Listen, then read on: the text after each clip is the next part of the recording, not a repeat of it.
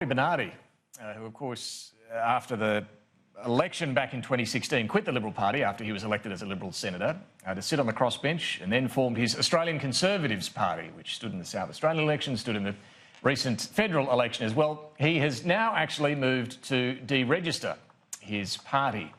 Now, the deregistration will take a little time, but he's considering his political future, he says. He's faced questions in recent days about whether he might actually seek to rejoin the Liberal Party.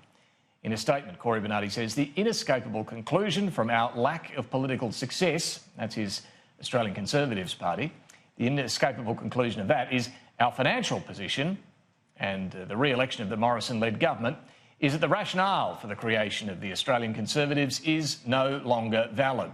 Accordingly, I will shortly begin the process of formally deregistering the Australian Conservatives as a political party." And he goes on to say he is now considering his political future. So that would seem to be a further indication that he wants back into the Liberal Party.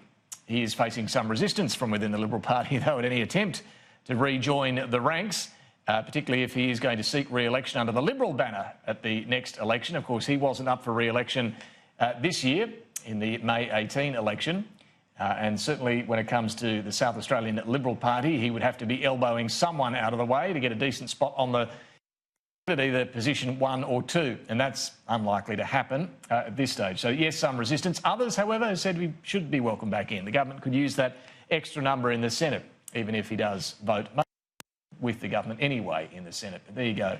Cory Bernardi now moving to deregister that short-lived political experiment, Australian Conservatives.